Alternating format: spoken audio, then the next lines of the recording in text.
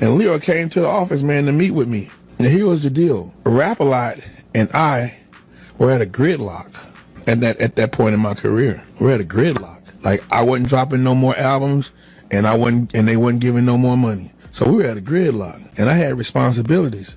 So I had to be very crafty. So you make an executive move. I made an executive move. Brilliant.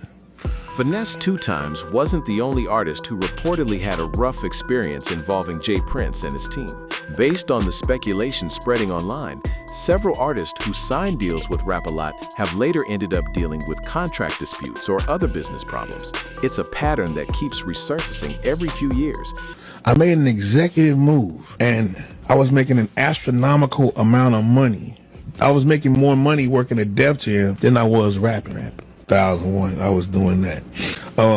But the move was, you know, me and James in a gridlock with this.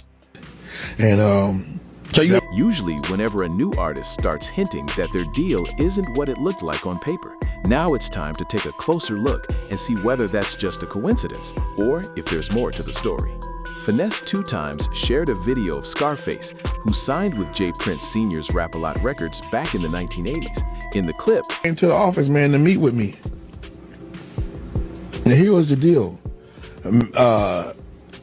Rap-A-Lot and I were at a gridlock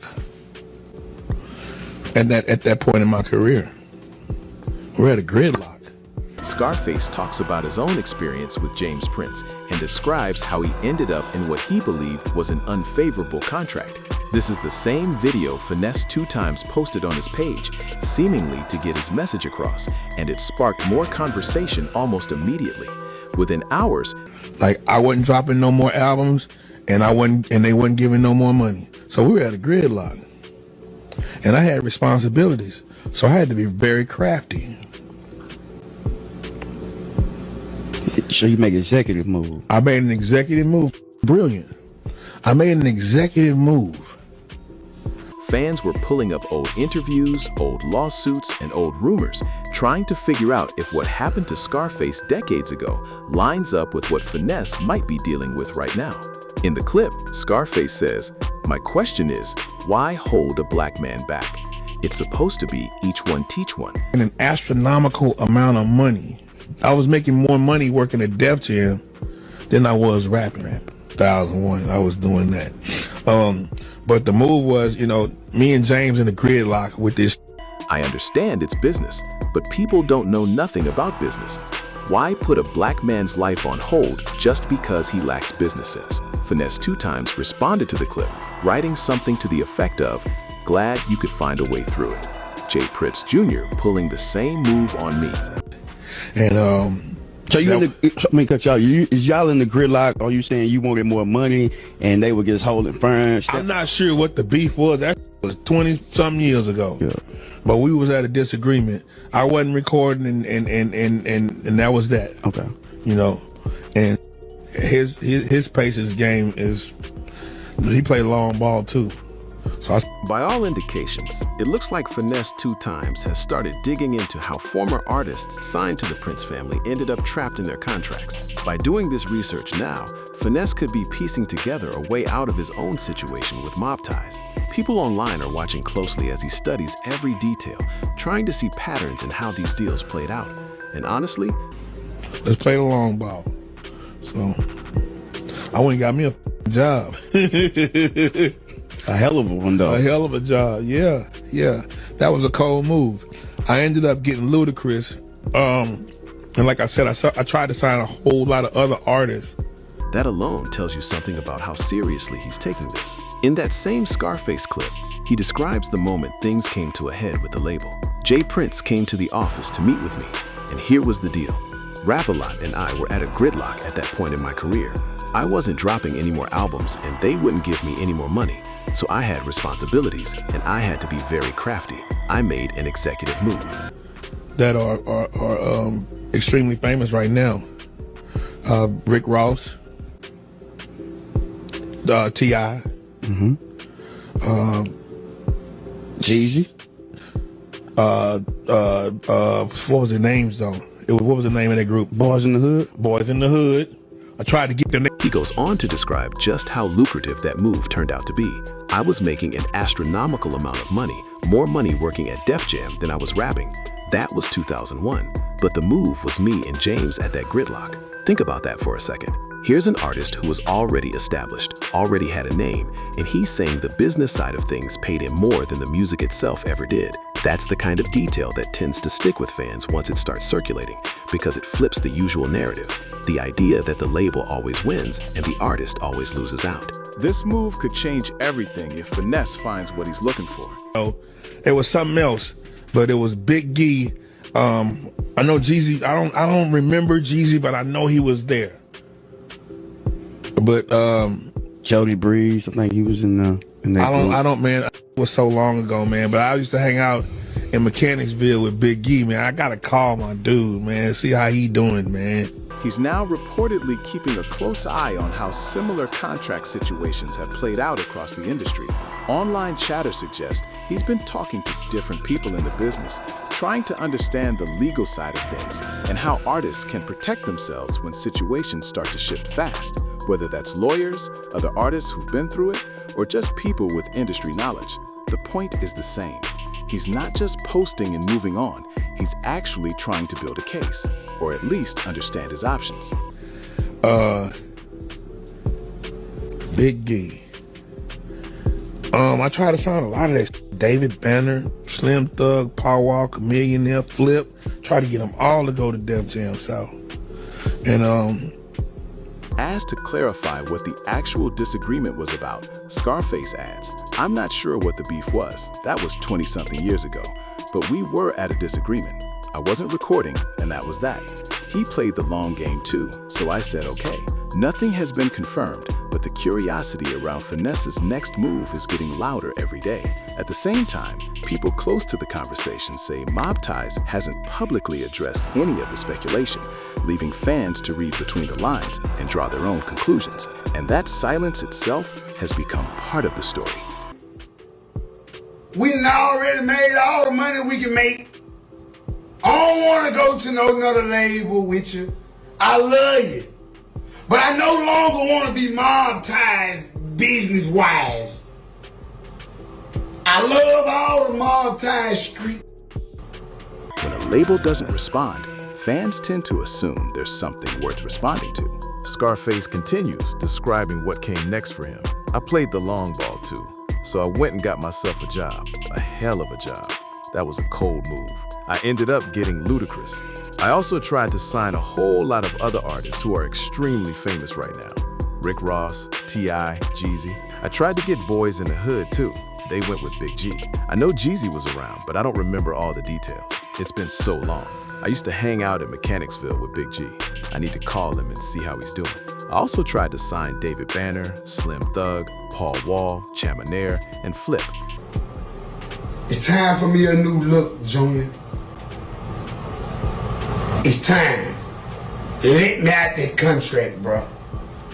I'm done with that contract, bro. We ain't made no money.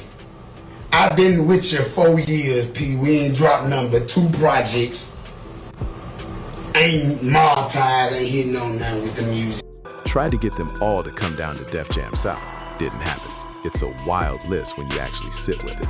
Some of the biggest names to come out of the South in that era. All names Scarface says he tried to bring on board. Whether or not those deals ever got close, the fact that he's naming them off the top of his head all these years later says something about how much that chapter of his career still sits with him. At the same time, nothing has been officially confirmed about any legal changes or contract moves, but the conversation just keeps growing louder every day. Some observers say this kind of public pressure and online digging could push more transparency in the industry, while others think it's all just speculation taking on a life of its own. The conversation around Finesse2Tymes is starting to spill into different corners of social media, with fans and commentators breaking down every past interview and every old statement tied to the Mob Ties and Rap-A-Lot connections. Some people are saying these resurfaced clips might be giving new meaning to what artists were warning about back then, while others believe it's just the internet building a bigger story out of fragments. Either way, the clips keep getting reposted, and every repost seems to bring in a slightly different angle or theory. In another clip circulating online, an artist can be heard telling their label, "Let me go. We already made all the money we can make together. I don't want to go to another label with you. I love you, but I no longer want to be misused. I love all the money, but it's time for me to get a new look. Let me out of that contract. I'm done. We haven't made any money. I've been with you 4 years and we haven't dropped anything but 2 projects. Nothing's hitting with the music." Meanwhile, insiders online claim there's a lot more going on behind closed doors than what's being said publicly, but nothing has been verified or officially confirmed. Still, every new post and clip is getting dissected like it holds a hidden message, and the tension around the situation just keeps building day by day. That's part of what makes this kind of story so hard to look away from. Every clip feels like it could be the one that finally confirms what people have been suspecting.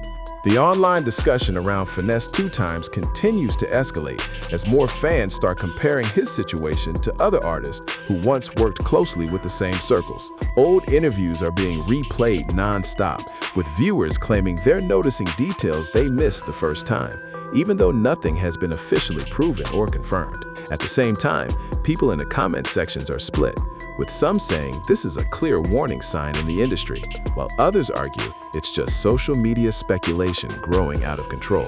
Either way, every new clip and post is adding more heat to an already tense conversation. As the conversation keeps spreading, more attention is turning toward how contracts in the music industry are structured and what artists actually understand before signing anything. Supporters of Finesse2Tymes are saying this situation is opening people's eyes, while critics argue that online discussions are mixing facts with speculation in a way that makes everything look more dramatic than it may really be. Meanwhile, no official statements have confirmed any of the claims being made across social platforms, but that hasn't slowed the wave of commentary one bit. Every repost, every clip, and every quote is being analyzed like it's part of a bigger puzzle, keeping the story alive and constantly evolving.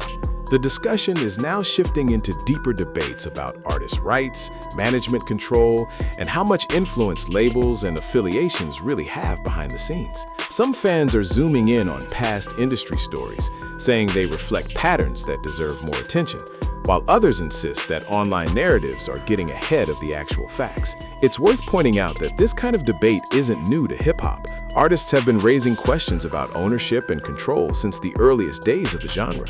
What's different now is how fast these old stories can resurface and get reattached to a brand new situation.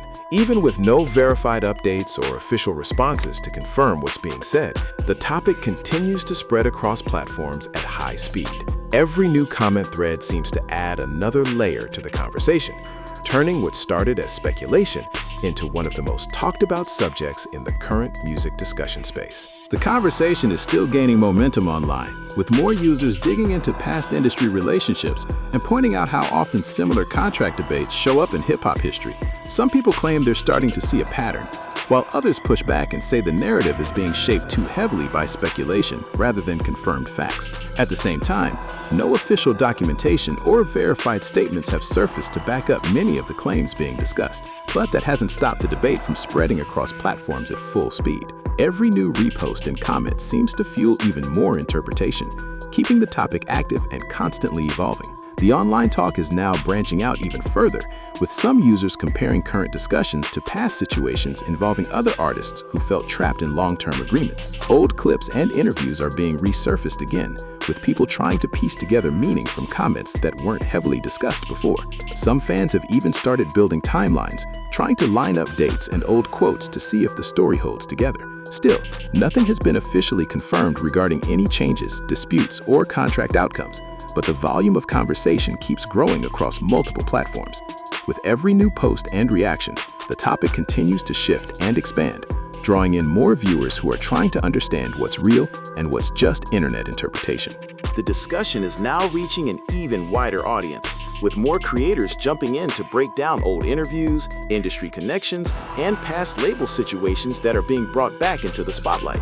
Some viewers believe these resurfaced moments reveal deeper patterns in the business, while others argue that people are stretching details beyond what can actually be proven. At the same time, no verified updates have confirmed any of the claims circulating online, But that hasn't slowed the pace of the conversation at all. Every new video, comment, and repost seems to add another layer of speculation, keeping the topic alive and constantly shifting across social media platforms. The conversation continues to expand, with more attention shifting toward how artists navigate contracts and long-term label relationships in the music industry. Some users online are now revisiting older discussions about power dynamics in the business, suggesting that similar concerns have surfaced many times before, while others caution that the narrative is becoming exaggerated without solid proof. Despite all the talk, there are still no official confirmations or documented updates to support the ongoing claims, but that hasn't slowed the momentum at all. Every new clip, reaction, and repost seems to deepen the discussion further, pulling in more voices and keeping the topic active across multiple platforms. What makes stories like this stick around so long isn't usually one single reveal. It's the slow accumulation of small details, old clips, and half-answers that never quite add up to a full picture.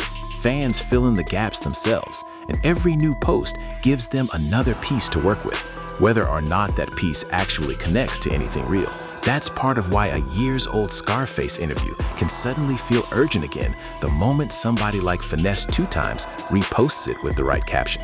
And that's where things currently stand with the situation unfolding around Finesse2Tymes and the ongoing industry discussions. As more details surface and old stories keep getting revisited, the conversation is clearly not slowing down anytime soon. If you want to stay updated on every new twist, every new clip, and every developing detail, make sure to subscribe and turn on notifications so you don't miss what happens next.